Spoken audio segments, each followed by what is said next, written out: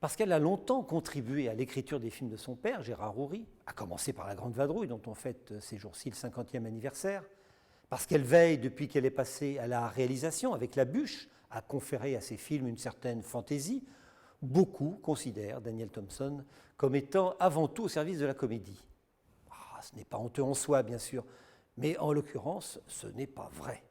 La signataire de Cézanne et moi n'a-t-elle pas également collaboré au scénario de plusieurs films de Patrice Chéreau, dont l'œuvre possède sans doute toutes les qualités du monde, mais certainement pas celle de faire fonctionner nos zygomatiques sans retenue. Cézanne et moi possèdent des moments de légèreté, mais ce n'est pas une comédie. Cette chronique de l'amitié orageuse de Cézanne et Zola fait vivre avec beaucoup de sensibilité deux artistes de premier plan que le hasard avait fait se rencontrer sur les bancs de l'école. Les films consacrés aux grands peintres ne manquent pas. Michel-Ange, Rembrandt, Renoir, Toulouse-Lautrec, Modigliani, Picasso, Pollock et tant d'autres ont tous eu le privilège d'être incarnés à l'écran. Et Van Gogh est décidément un client idéal pour les cinéastes ayant le désir de mettre en avant les tourments de la création artistique.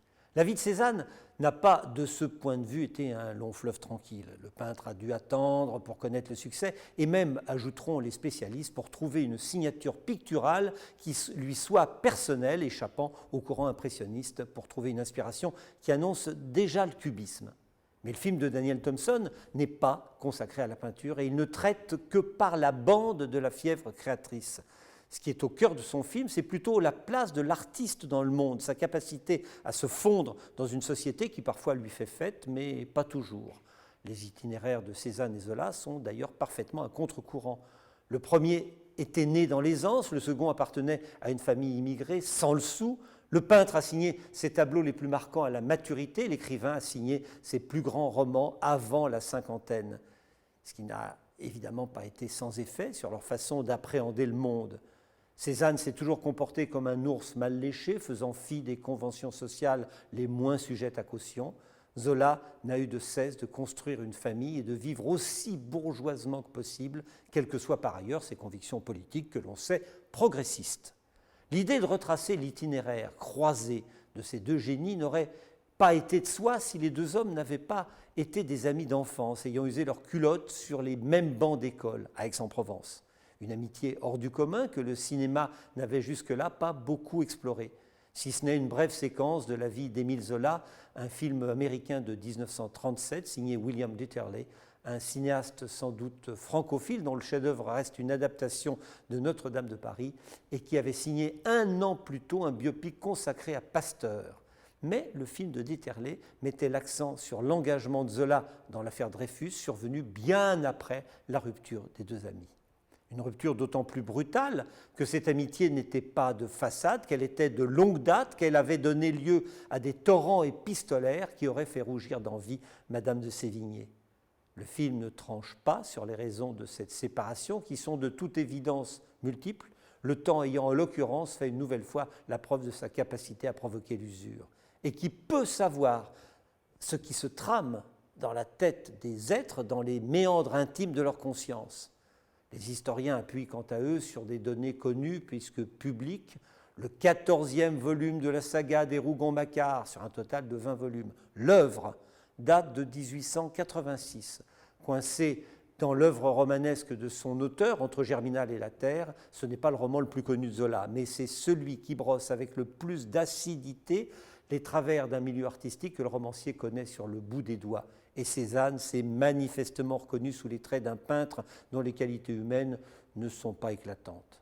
Daniel Thompson a choisi de construire son film à partir d'une rencontre tardive en 1888, à l'heure des bilans entre les deux hommes.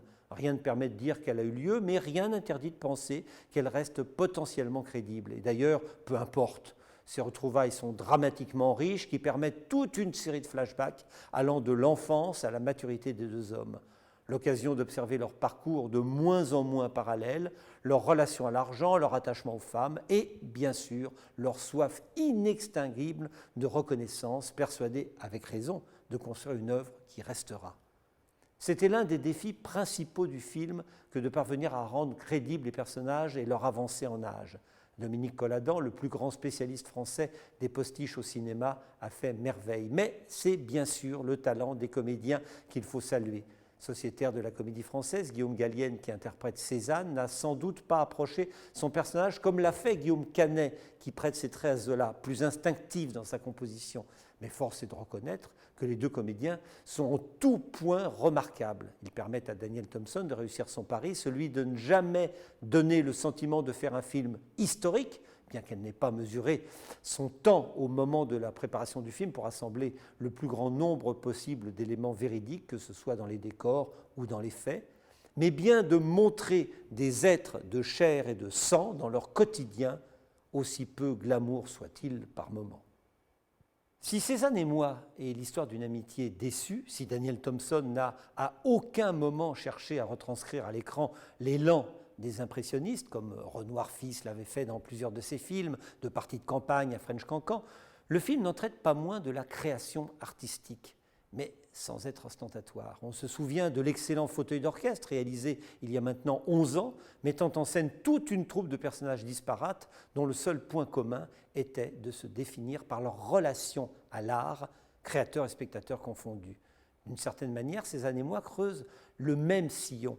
Qu'il s'agisse de Cézanne, de Zola ou de leurs proches, la vie des différents personnages du film est entièrement modelée par la relation qu'ils entretiennent avec la création, cet irrésistible besoin de dépassement.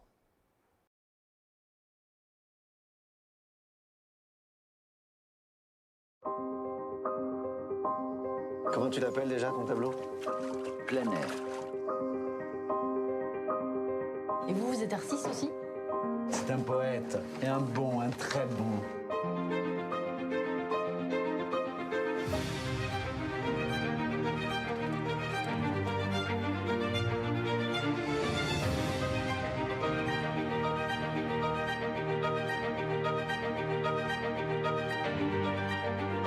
Elle est où ta violence aujourd'hui? Tous ces bourgeois que tu détestais, ils sont devenus tes amis. T'as peut-être du génie, ça reste encore à prouver. L'artiste t'as pas les couilles, mon vieux.